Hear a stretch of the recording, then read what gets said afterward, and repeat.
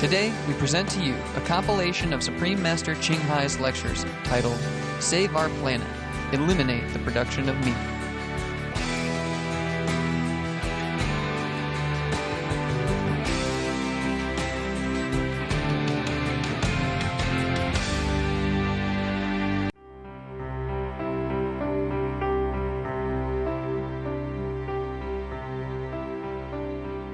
We heard an interview with Professor Kirk Smith at the University of California at Berkeley in the US, who said reducing methane would buy us critical time in the fight against climate change.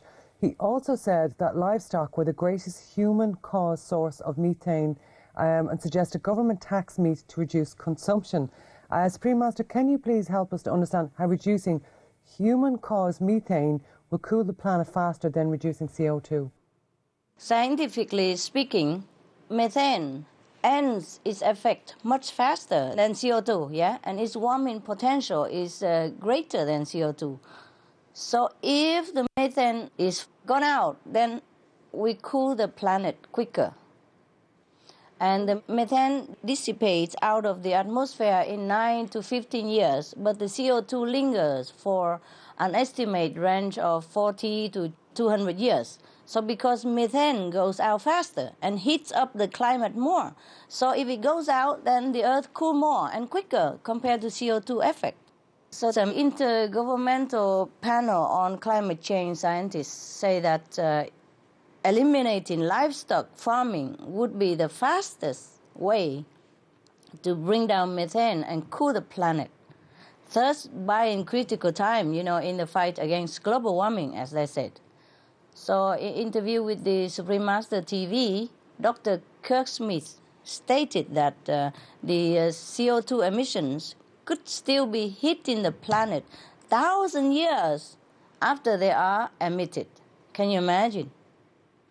So if we want to see the cooling of our planet in the next 1 or 2 decades, it's more effective to reduce methane first. And because the greatest source of methane on the planet is from livestock, so to be a vegan is the fastest way to reduce methane, thus bring cooling to the planet successfully and fast.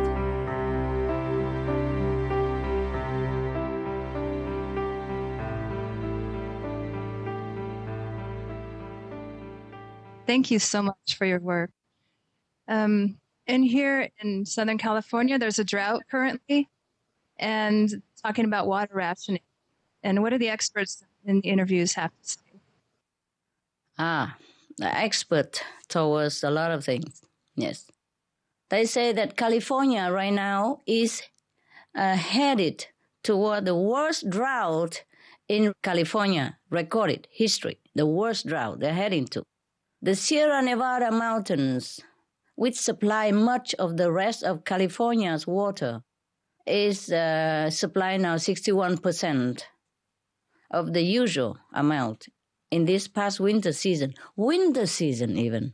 We're not talking about summer yet, when it's dry. California produces 50% of fruit, vegetables, and nuts that are grown in the United States. But the U.S. government has announced that farmers will not be able to buy any water from the state. Imagine this. They supply 50% of your fruit and vegetable, but now they're not able to buy any water from the state. And their state is in the drought predicament because the main source of water for farmers is expected to go dry this year. Greenhouse gases are causing deserts to expand in California. Elsewhere as well, but now we just zoom in California, Moreover, 2 of the largest man-made lakes in the U.S., Lake Mead and Lake Powell, will be dry in the next decade, 2021. These lakes and the Colorado River system that fills them provide water to nearly 8% of the U.S. population. Now they're drying. They'll be completely dry soon. So picture all this. See, Stockholm International Water Institute states that 70% of water is used by agriculture. Of that amount, a lot of it is going into planting corn and soy, and that is to feed animals, not humans. That's why we short of water, short of food. It's a waste of precious food, not just our precious water as well. The experts also calculate that 1 kilogram of beef takes 5,000 to 20,000 liters of water to produce, but 1 kilogram of wheat takes only 500 to 2,000 liters of water. That is 1/10, 10% of the amount of water for meat, you see? At a time when we have water shortage and all the reservoirs are dwindling at such an alarming rate, we are truly afraid that even if we don't take shower at all, it will not do much help, because all the human uses and everything come together is only 30% of water around the world. Everything else mostly used for meat industry, 70% of it. You see that?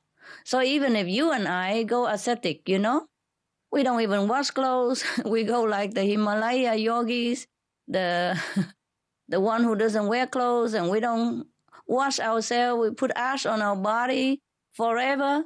It won't help the planet. Meat industry should be cut. That will help the planet.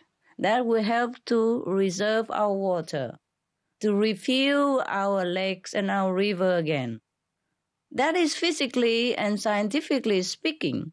I'm not talking about the merit, the bad karmic contribution that we are doing to ourselves by harming others and torturing animals and killing them just to save our stomach. Okay? On the other hand, if we forego 1 pound of beef, we can save more water than we stop showering for half a year. Just don't eat 4 hamburgers, and you can shower half a year every day, generously. Can you imagine the big difference like that? So if we really want to save the water for the world to be able to use for our daily necessity, not to talk about future generations, then we have to change to a vegetarian diet, animal-free diet. Animal industry must be out. That's it. Thank you.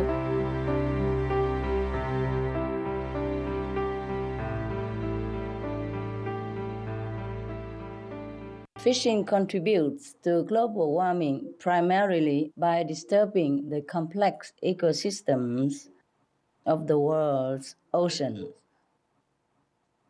Balanced marine ecosystems are extremely important, as more than 2/3 of the planet is covered by oceans.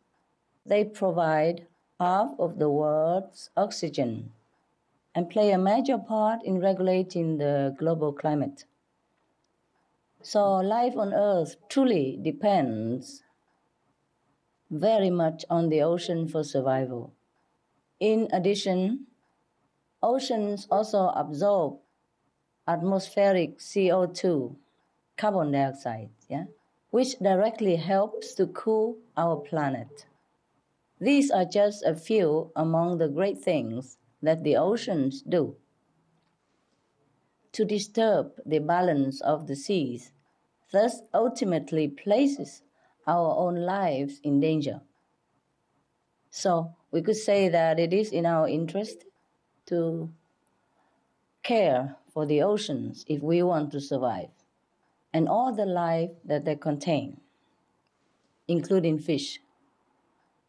Fish farms are like on-land factory farms.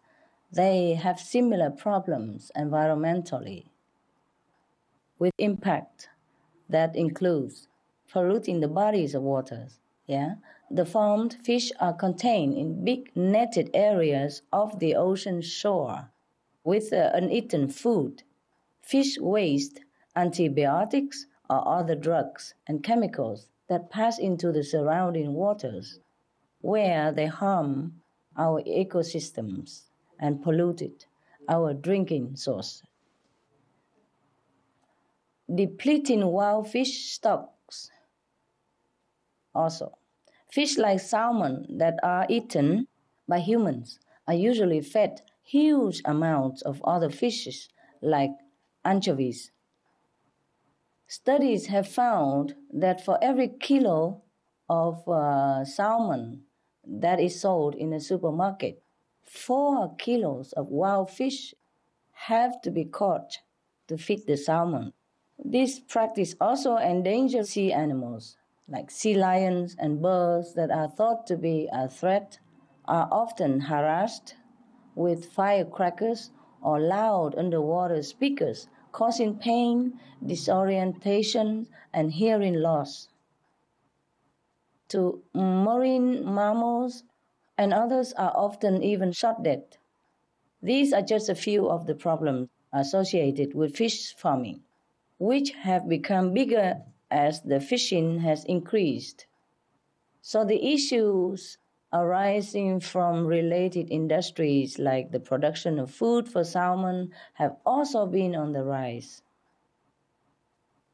In Peru, for example, fish food is made from anchovies, which causes illness for the adults who are closely involved in its production, as well as asthma and skin disease in young children from the toxic smoke that pours out onto the streets from the factories, along with pollution to the nearby ocean waters, of course. This fish production also affects bird population, with some like the guano bird having declined by 90% in number. So the result is that consumers can buy cheap fish, but it comes with a very heavy, expensive cost to our children's health and a degraded environment. Meanwhile, if we say that the ocean ecosystems are dependent on fish populations to be balanced, then those ecosystems are extremely imbalanced right now. Scientists estimate that more than 90% of the ocean's big fish have disappeared over the last 50 years due to commercial fishing. They warned that at the present rate of fishing, there will be a global collapse of all species being fished by 2050, and say that recovery efforts need to be started immediately. So what we are seeing from these fish and marine life are signs of distress. And from the oceans themselves, we are seeing other signs such as warming temperatures, rising sea levels, increasing acidification, and terrible levels of pollution. So global warming is affecting the oceans, which in turn is affecting the fish. This is an equally urgent situation as the one presented by livestock industry. And it has the exact same solution. Stop eating the flesh. Stop killing for food. Stop eating the fish. This will help restore the balance of both the ocean and land immediately. Fish are God creations that we should also care for, respect, protect, not to eat. We should be looking for ways to help the fish, to protect them and all the marine life from the devastating effects of climate change. Once we start thinking in this way, we are in a better position for ourselves, for the fish, and for the planet. Thank you.